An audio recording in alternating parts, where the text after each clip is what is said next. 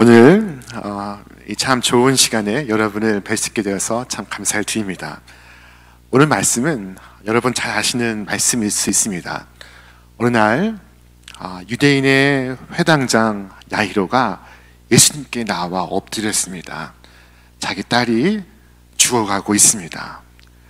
그의 딸은 12살 된 어린 소녀였습니다.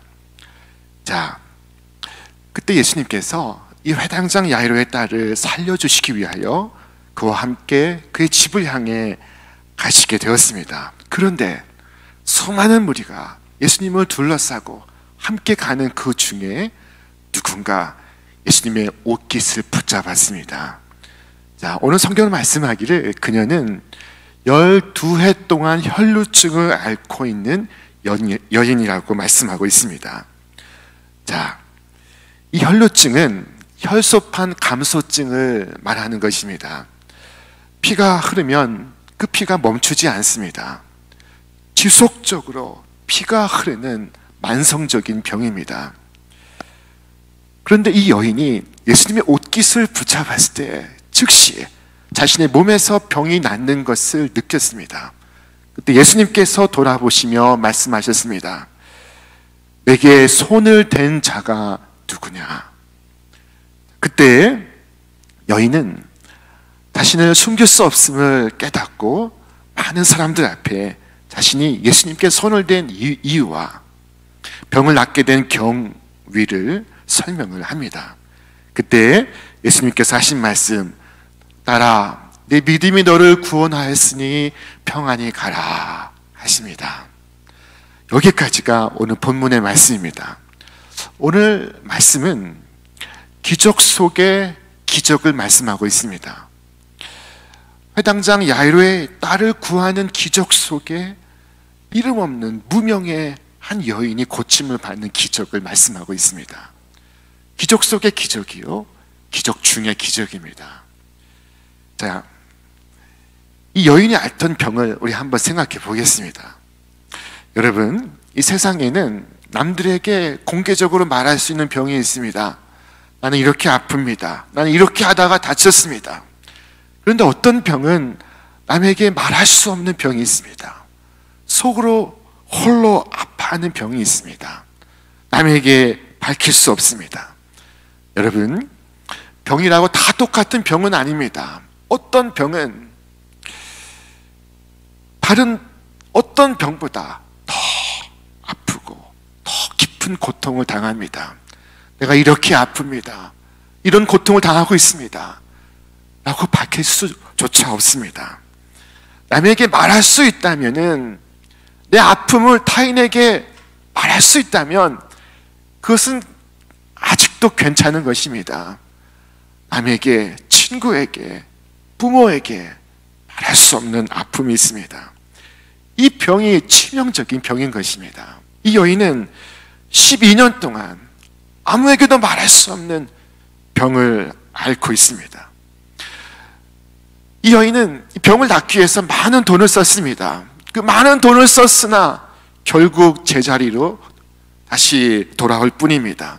비싼 값을 치르고 낙심을, 절망을 사고 있었습니다. 모든 노력을 다 했으나 아무 소용이 없게 되었을 때 비로소 그녀는 예수님을 붙들 준비가 되었습니다. 여러분, 이 여인이 예수님에 대한 소문을 들었을 때, 그 모든 이야기를 종합해 보았을 때, 여인은 예수님께서 자신을 고칠 수 있다는 확신을 갖게 되었습니다. 예수님께서 각색 병을 고치고 죽은 자를 살리시고, 그리고 그 하나님의 보내신 자라는 이야기를 듣게 되었을 때 그녀는 믿음을 갖게 됐습니다. 오늘 말씀에 이르기를 이는 내가 그의 옷에만 손을 대어도 구원을 받으리라 생각함이러라. 그녀가 믿음을 갖게 된 것입니다. 이 믿음은 놀라운 것입니다. 이 믿음은 돈이 들지 않습니다. 그녀가 돈을 주고 샀던 그 수많은 요법들은 오랜 공을 기울여야만 하는 것이었습니다. 그녀가 받은 시술은 복잡했습니다. 고통스러웠습니다. 그러나 이 믿음은 단순하게 그지없어서 예수님의 옷자락을 붙잡기만 하면 되는 것이었습니다. 이 일은 간단했고 쉬웠을 뿐만 아니라 가장 은혜로웠고 가장 값이 들지 않는 방법이었습니다.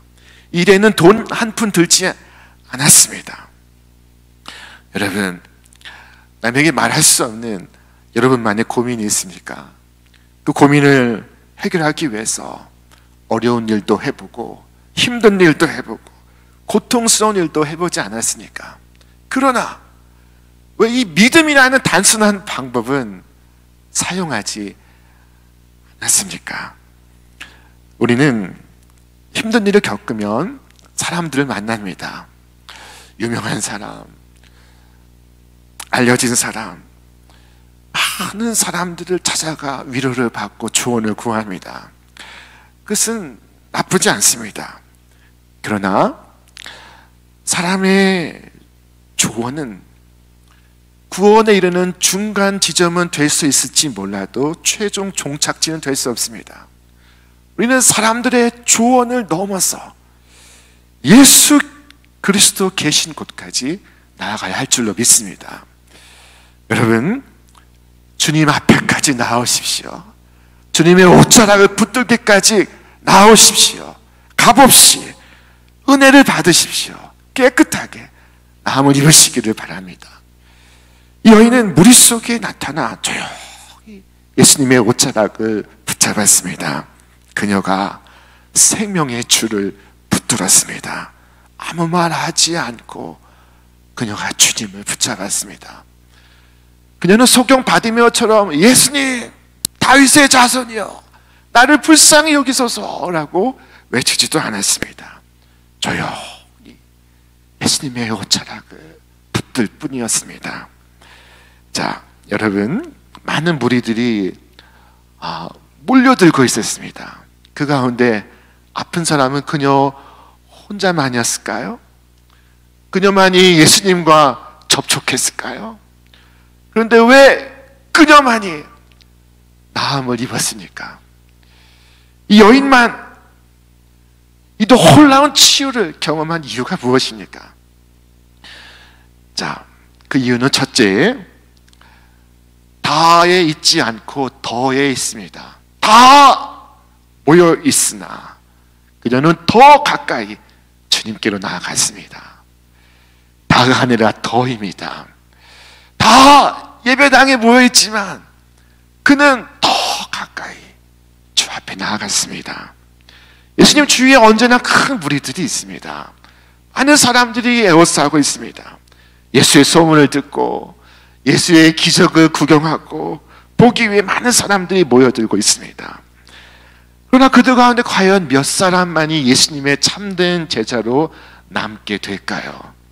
마지막까지 예수님과 함께 남은 제자는 몇이나 되었을까요? 오늘 본문 속에 수많은 무리들이 예수님을 둘러쌌지만은 예수님을 만진 유일한 사람은 이 여인에 불과했습니다. 베드로는 오히려 예수님께 항명했습니다. 주여, 많은 무리가 밀려들어 미나이다. 많은 무리들이 몰려드는 것은 사실이지만 그들은 그리스도께 관습적으로 나오는 사람들입니다. 주일이면 교회 많은 사람들이 몰려들지만은 많은 사람들이 그 가운데 관습적으로 나오고 있습니다. 성경은 그들을 가리켜서 단지 돌저기를 따라 움직이는 문과 같다고 말씀하고 있습니다.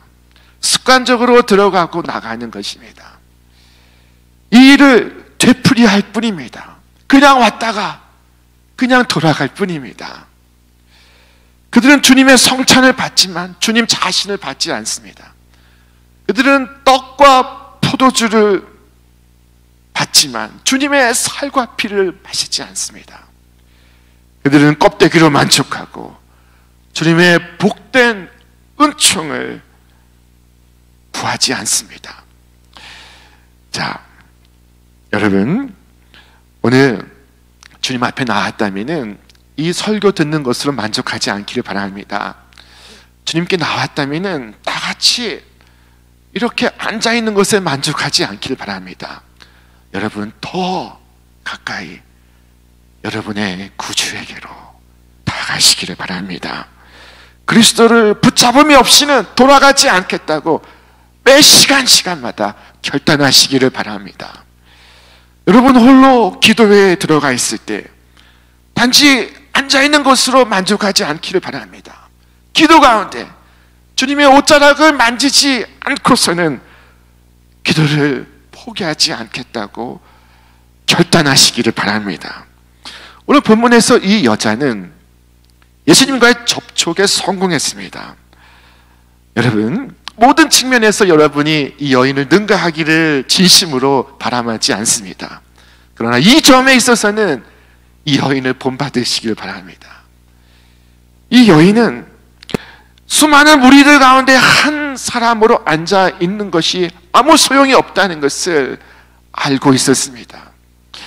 그녀는 그리스도를 만져야만 했습니다. 그리스도를 만지지 않고서는 돌아갈 수가 없었습니다.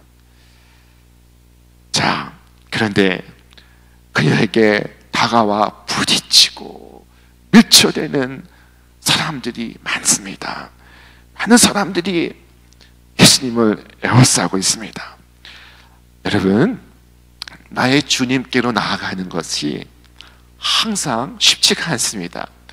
내가 기도하려고 자리를 잡고 이렇게 있으면은 갑자기 휴대폰 벨소리가 울리고 초인종 벨소리가 들리고 택배가 왔다고 알리고 그리고 갑자기 동네가 시끄러워지고 이 예배당 예배를 드리려고 이렇게 나왔을 때에도 갑자기 주위 사람이 정신을 산란하게 하고 그리고 집중하지 못하게 합니다. 여러분, 그리스도께 나아가는 것이 과연 쉬웠습니까?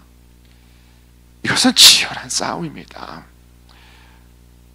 이 여성처럼 비록 연약할지라도 이 싸움에서 후퇴하지 않으시기를 바랍니다. 이 여성은 주님을 붙들려는 굳은 결의를 가지고 있었습니다. 주님의 옷자락을 붙잡지 않고서는 포기할 수가 없었습니다. 그녀는 구주의 옷자락을 붙잡기 위해 나온 것입니다. 분명한 목적을 갖고 나왔습니다. 관습적으로 나온 것이 아니었습니다. 여러분, 공개적으로 나올 수 없다면 은밀히 나오셔도 좋습니다. 이 여인은 유대인의 정결 규례에 의하면 불결한 여인입니다. 이 여인과 접촉한 사람들도 함께 불결해집니다. 이 여인은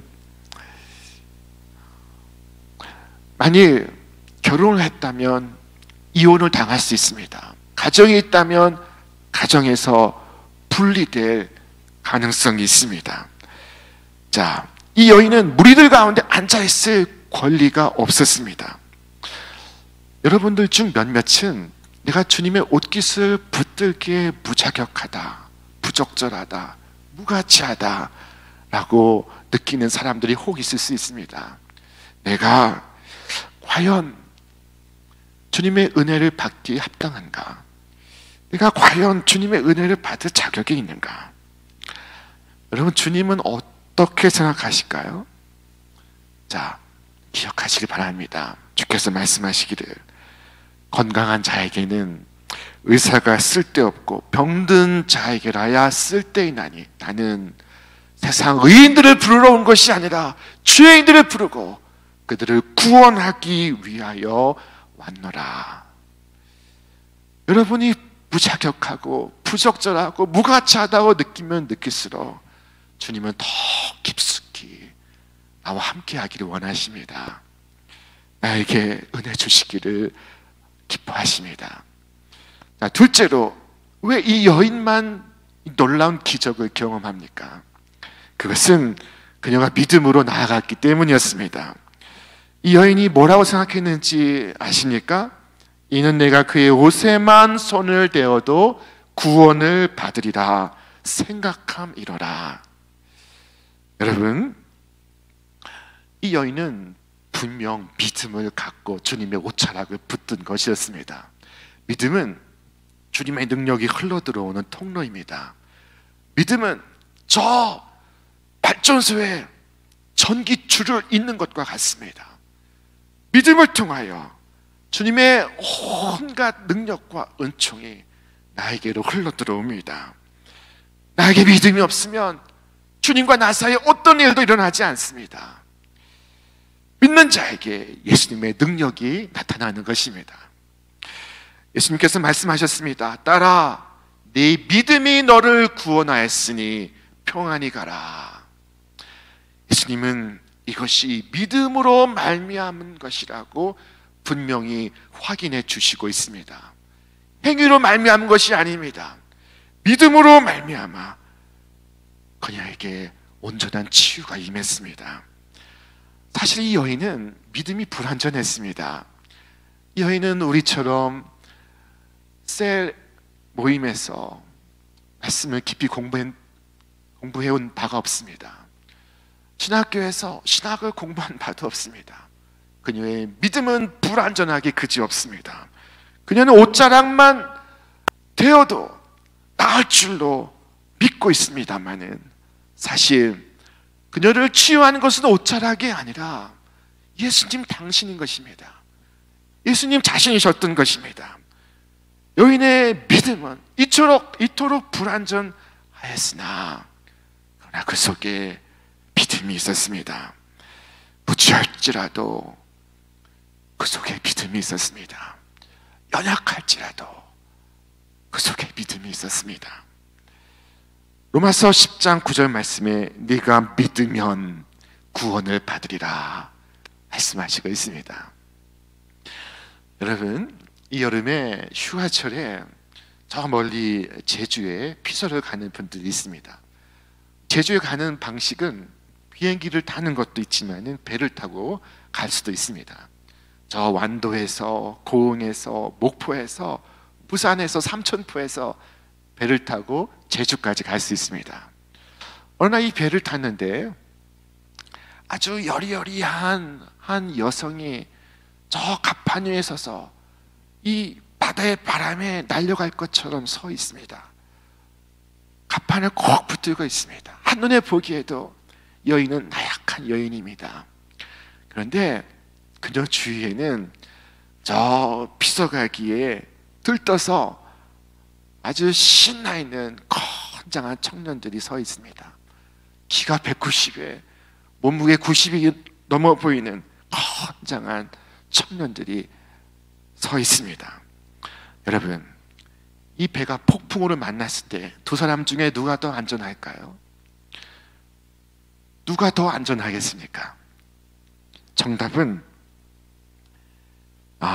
두 사람 사이에 아무 차이가 없다는 것입니다. 배가 밑으로 가라앉으면 둘 다 가라앉을 것입니다. 배가 무사히 제주 해협에 도착하면 둘 다 무사히 도착할 것입니다. 의지하는 바가 똑같을 때 안전도 똑같이 영향을 받습니다. 내가 비록 연약한 믿음일지라도 내가 구원의 배의 승선에 있을 때, 즉 내가 그리스도를 의지할 때 연약할지라도 그는 구원을 받는 것입니다. 이 여인이 구원을 받지 못하면 사도 베드로도 구원을 받을 수가 없습니다. 이 여인이 온전해지지 않는다면 제자 요한도 온전해질 수가 없습니다. 예수를 믿는 자가, 지극히 작은 자가 천국에 이르지 못한다면 오늘 사도들도 천국에 이를 수가 없을 것입니다. 우리는 믿음으로 구원받는 것입니다. 자, 그래서 주께서 네 믿음이 너를 구원하였다 말씀하시는 것입니다. 믿음에 대한 인정이요, 믿음에 대한 축복이었습니다. 그 많은 의사들, 그 많던 재산들, 그 많은 시간들이 해결할 수 없던 문제를 이 믿음이 해결하고 있습니다. 여인을 치유한 것이 믿음이었듯이 오늘 우리의 이 깊은 이 문제를 해결할 수 있는 것도 주를 향한 믿음인 줄로 믿습니다. 예수님은 아무리 작은 믿음이라도 무시하지 않으십니다. 작은 믿음도 기뻐하시고 찾으시는 분이십니다. 자, 예수님께서 누가 내 옷을 만졌느냐 라고 물으실 때, 그것은 우연하게 스쳐 지나간 사람이 누구냐 라고 물으시는 것이 아니었습니다. 내 옷을 고의로 만진 사람이 있다. 내 옷을 믿음으로 만진 사람이 있다. 그냥 지나쳐 내 옷을 만진 것이 아니다. 연약할지라도, 떨리는 손이라 할지라도 나를 믿음으로 접촉한 이가 있다. 그가 누구냐? 자, 오늘 이 주일에도 수많은 사람들이 예수님을 에워싸고 있습니다. 수많은 사람들이 예수님의 앞과 뒤와 옆을 둘러싸고 있습니다. 여러분, 그들 중에 누가 믿음으로 예수님과 접촉하고 있습니까? 누가 믿음으로 예수님의 옷자락을 꼭 붙들고 있습니까? 그녀가 내민 손가락은 얼마나 가늘었으며 얼마나 떨렸겠습니까? 이것은 그녀만의 예배였습니다. 조용히 떨리는 마음으로 이루어지는 비밀스러운 경배였습니다. 말 없는 예배요, 말이 없는 찬송이었습니다. 여러분, 공중에 전선이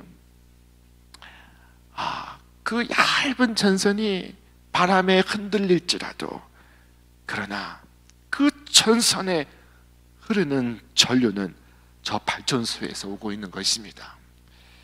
아무리 떨리는 믿음일지라도 그 믿음을 통하여 하나님의 치유하시는 능력이 임하고 있습니다. 그리스도 안에 충만한 능력이 있습니다. 치유가 있습니다. 평강이 있습니다. 자, 여러분, 오늘 연약할지라도 떨릴지라도 여러분 앉아 계신 그 자리에서 주님께로 믿음 가지고 나아가시기를 바랍니다. 자, 셋째로, 왜 이 여인에게만 놀라운 일이 벌어졌을까요? 자, 그것은 말할 나위 없이 여인이 예수님께로 나아갔기 때문입니다. 그녀가 구주께로 나아갔습니다. 주님께 이르렀습니다. 그녀는 베드로에게 이른 것이 아닙니다. 야고보와 요한에게까지만 나아간 것이 아닙니다. 그녀는 구주에게까지 나아갔습니다. 구주를 찾았습니다.